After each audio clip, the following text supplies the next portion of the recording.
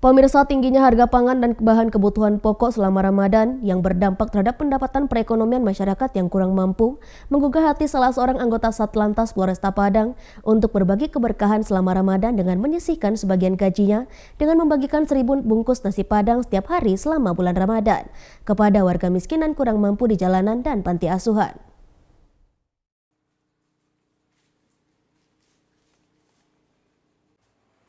Berbagai cara berbuat kebaikan bisa saja dilakukan selama bulan suci Ramadan, seperti yang dilakukan oleh salah satu anggota Satlantas Polresta Padang yang bernama Pandri Irawan ini.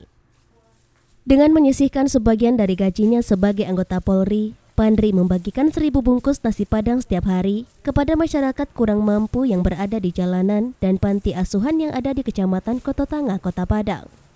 Setiap sore, usai melaksanakan tugas sebagai anggota polisi, Bribtu Pandri mendatangi salah satu rumah makan Padang, Padi Boneh, di daerah Bypass Kecamatan Kototanga, Kota Padang ini memeriksa pesanan nasi bungkusnya untuk dibawa dan dibagikan ke masyarakat kurang mampu yang ada di jalanan dan panti asuhan. Setiap hari selama bulan Ramadan, sebanyak 1.000 nasi bungkus dibagikan Pandri secara gratis kepada warga yang kurang mampu.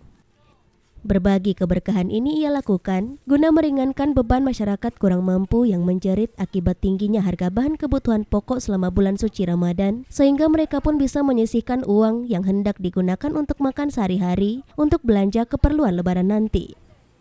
Ia pun berharap agar kegiatan yang ia lakukan bisa dijadikan sebagai motivasi dalam membantu sesama selama bulan suci Ramadan ini.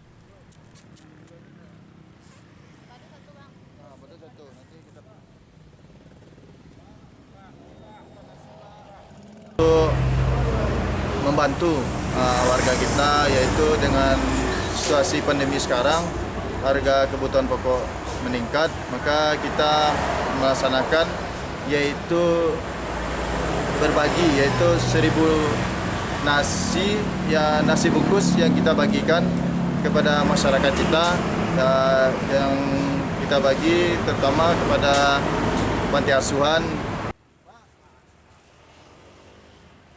Dari Padang, Sumatera Barat, Budi Senandar, iNews melaporkan.